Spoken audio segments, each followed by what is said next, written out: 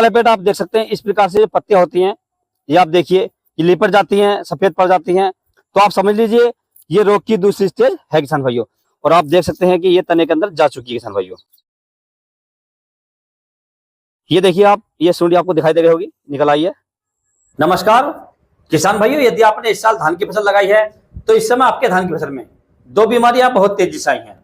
सबसे पहली किसान भाइयों पत्ता लपेट की समस्या, यानी इस प्रकार की जो बीमारी है आपको अपने धान की फसल में अक्सर देखने को मिलेगी। और दूसरी किसान भाइयों तना छेदक, यानी जो धान का तना होता है उसके अंदर सूंडी आ जाती है और जो पौधा होता है हमारा उस जड़ में से सूख जाता है।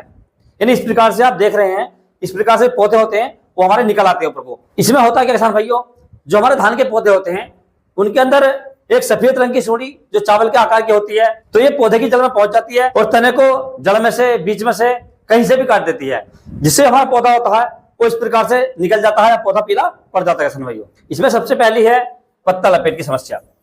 यानी आपने अपने धान की फसल में देखा होगा इस प्रकार की पत्तियां होती हैं वो मुरझाती हैं और सफेद हो जाती हैं।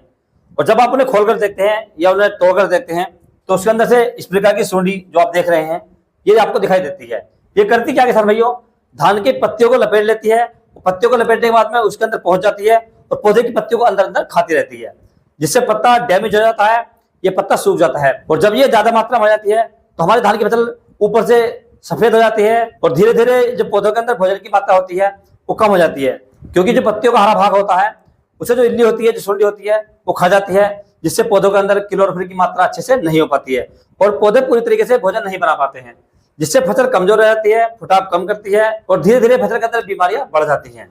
और दूसरा किसान भाइयों धान की फसल के अंदर तना छेदक की समस्या, यानी इस प्रकार की गुलाबी रंग की सूंडी होती है जो धान की फसल के तनों में चली जाती है, नीचे जड़ में चली जाती है और जड़ में से इस प्रकार से कहीं से भी पौधों को काट देती है। और लगभग 8 से 10 दिन में जो तना छेदक कीट होता है यह हमारी लगभग 30% फसल को डैमेज कर देता है या फसल को खराब कर देता है किसान भाइयों। तो आज के इस वीडियो में तना छेदक और पत्ता लपेट इन दोनों बीमारियों के बारे में आपको पूरी जानकारी दी जाएगी कि धान की फसल के अंदर पत्ता लपेट, तना छेदक कब आती हैं, इनकी पहचान हम कैसे कर सकते हैं और इनकी रोकथाम करने के लिए जो मार्केट के अंदर सबसे अच्छी दवाई आती हैं वो कौन कौन सी हैं, ये सारी जानकारी आपको देने वाले हैं। तो आप वीडियो को पूरा देखें, अंत तक देखें ताकि आपको सही जानकारी प्राप्त हो सके। और जो किसान भाई चैनल पर पहली बार आए, ये वीडियो को पहली बार देख रहे हैं, उनसे छोटी सी रिक्वेस्ट है कि वीडियो को लाइक कर लें, चैनल को सब्सक्राइब कर लें और पास वाली जो घंटी है उसे भी दबा दें ताकि हमारे आने वाले खेती संबंधित सभी प्रकार के नए वीडियो आपको सबसे पहले मिलते रहें। तो किसान भाई सबसे पहले हम बात कर लेते हैं धान की फसल में पत्ता लपेट और तना छेदक की पहचान क्या है।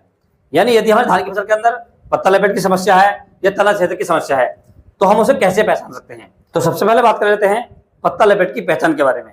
तो किसान भाई आपने अक्सर देखा होगा जब आप अपने खेत पर जाते हैं, धान की फसल को देखते हैं तो इस प्रकार की पत्तियां आपने देखी होंगी, यानी पत्तियां सफेद हो जाती हैं।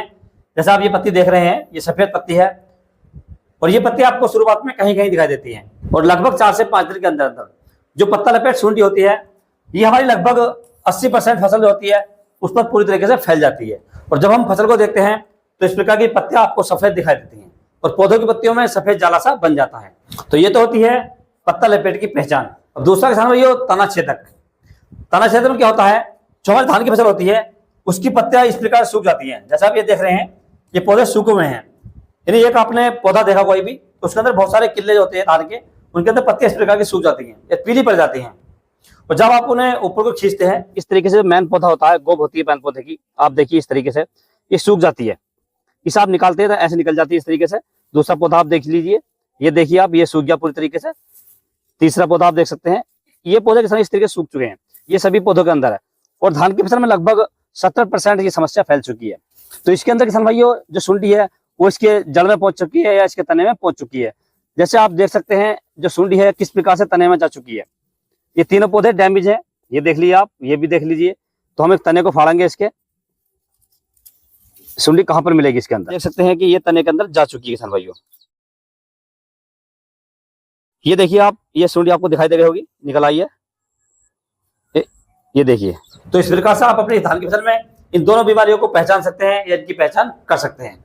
अब किसान भाई बात कर लेते हैं धान की फसल में इनकी रोकथाम करने के लिए हमें कौन कौन सी दवाइयां मार्केट से लेकर आनी है। किसान भाई धान की फसल में पत्ता लपेट और तना छेदक दो बीमारियां हैं, यदि आप इन्हें 2 प्रकार से कंट्रोल करेंगे तो आप बहुत अच्छे रहेंगे। बहुत सारे किसान भाई क्या करते हैं, धान की फसल में केवल एक ही दवाई डालते हैं, या तो वो स्प्रे कर देते हैं ये नीचे से कोई भी दानेदार कीटनाशक डाल देते हैं, जैसे फटेरा है, बिटाको है। होता क्या है, जो बीमारी होती है वो लगभग 4 से 5 दिन के लिए कंट्रोल हो जाती है और 5 से 6 दिन के बाद वो बीमारी दोबारा से आ जाती है। फिर वो किसान भाई सोचते हैं कि हमने अभी लगभग 4 से 5 दिन पहले इसमें स्प्रे किया था, ये दानेदार कीटनाशक डाला था, परंतु उसके बाद भी जो बीमारी है वो कंट्रोल नहीं हो पाई है। तो किसान भाई यदि आप भी इस प्रकार से करते हैं तो आप बहुत बड़ी गलती करते हैं। किसान भाई ये बीमारी इस प्रकार से कंट्रोल नहीं होगी, क्योंकि ये 2 बीमारियां हैं और 2 बीमारियां यदि आप इन्हें 2 प्रकार से कंट्रोल करेंगे तो बहुत अच्छे रहेंगे। तो आज के इस वीडियो में आपको दोनों तरीके बताने वाला हूं। यदि आप अपनी धान की फसल में इस बीमारी को जड़ से खत्म करना चाहते हैं तो आपको ये दोनों तरीके अपनाने होंगे, और जो तरीके मैं आपको बताने वाला हूं ये 100% कारगर हैं और आपके धान की फसल में ये दोनों बीमारियां केवल एक ही बार में और 100% कंट्रोल हो जाएगी किसान भाइयों। और किसान भाई धान की फसल में पत्ता लपेट और तना छेदक एक साथ भी आ सकती हैं, ये दोनों अलग अलग भी आ सकती हैं। हो सकता है पहले आपकी धान की फसल में पत्ता लपेट आ जाए और उसके लगभग 8 से 10 दिन के बाद तना छेदक आ जाए। यह हो सकता है कि दोनों बीमारियां एक साथ आए। और कभी कभी क्या होता है किसान भाइयों, धान की फसल में केवल पत्ता लपेट आती है, तना छेदक आती ही नहीं है। तो हम दोनों प्रकार से बात करेंगे। पहले हम बात कर लेते हैं धान की फसल में पत्ता लपेट की रोकथाम कैसे करें। तो धान की फसल में पत्ता लपेट को कंट्रोल करने के लिए आपको मार्केट से कुछ दवाइयां लेकर आनी है। जैसे सबसे पहले आपको लेकर आना है CTPR यानी क्लोरेंटल नीलीपिरोल 18.5% एससी फॉर्म में आता है। इसकी यदि मात्रा की बात करें, ये डोज की बात करें तो आपको लगभग 90 ml प्रति एकड़ लेनी किसान भाइयों। और दूसरा कीटनाशक किसान भाई इसके अंदर आपको ऐड करना है प्रोफोनोफॉस प्लस साइफरमेथ्रिन, जो 404 के नाम से आता है। इससे फायदा क्या होता है किसान भाइयों, जो हमारी धान की फसल के अंदर इल्ली के अंडे होते हैं तो जो प्रोफोनोफॉस होता है 40% ये अंडों की रोकथाम कर देता है, यानी जो अंडे होते हैं उसके अंदर उससे बच्चे नहीं बनते हैं। जो साइफरमेथ्रिन होता है ये हमारी धान की फसल के अंदर तितलियां होती हैं उसे आसानी से कंट्रोल कर लेता है किसान भाइयों। इसलिए आप अपनी धान की फसल में जब भी पत्ता लपेट का स्प्रे करें तो ये टेक्निक जरूर लें, और ये आपको अपनी धान की फसल में बालियां निकलने से पहले लेना है। यदि बालियां निकलते समय पत्ता लपेट की समस्या है तो उस समय आपको इसका प्रयोग नहीं करना है। और तीसरा कीटनाशक किसान भाई में आपको लेना है थाइमेथोक्सम 25% WD वाला।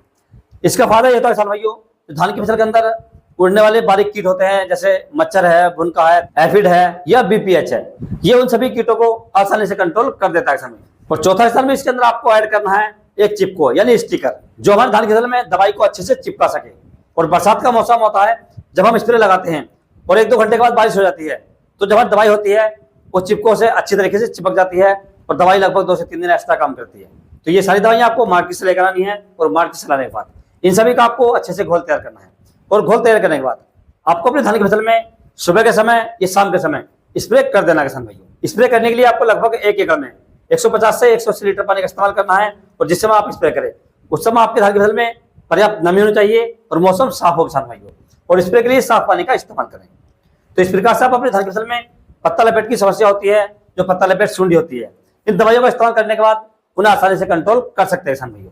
अब यदि किसान भाई आपके धान की फसल में तना छेदक की समस्या है तो उसके लिए किसान भाई आपको क्या करना है, आपको मार्केट से कोई भी दानेदार कीटनाशक लेकर आना है, जिसके अंदर किसान भाइयों CTPR यानी क्लोरेंटल नीलीपिरोल 0.53% भी हो सकता है और 0.4% भी हो सकता है किसान भाइयों। आपको कोई सा भी मिल जाए आप ले सकते हैं। प्लस उसके अंदर या तो फिप्रोनिल टेक्निकल होना चाहिए, बहुत सारी कंपनियां देती हैं जिनके अंदर CTPR प्लस फिप्रोनिल आता है, या CTPR प्लस इमिडाक्लोप्रिड भी आती है, या CTPR प्लस थाइमेथोक्सम भी आता है। जैसे अदामा का फॉर्बिड आता है, सिजेंटा की बिटाको आती है, इनमें से आप कोई सा भी ले सकते हैं और अपने धान की फसल में शाम के समय यूरिया में मिलाकर फेंक सकते हैं। और फेंकने के बाद किसान भाइयों आपको अपनी धान की फसल में हल्की सिंचाई कर देनी है और खेत के अंदर लगभग 2 से 3 इंच पानी 4 से 5 दिन के लिए रोकना किसान भाइयों। यानी जब आप अपने धान की फसल में कोई भी दानेदार कीटनाशक डालें तो उसके अंदर आपको लगभग 3 से 4 दिन के लिए पानी को रोक कर रखना है, यानी 2 से 3 इंच पानी रखना है किसान भाइयों, जिससे दानेदार कीटनाशक होता है वो घुलकर आपके धान की फसल के अंदर फैल सके और जो कीट उसके अंदर लगे हुए हैं उन्हें आसानी से मार सके। तो इस प्रकार से किसान भी आप अपने धान की फसल में जो तना छेदक सुंडी होती है उसका कंट्रोल कर सकते हैं।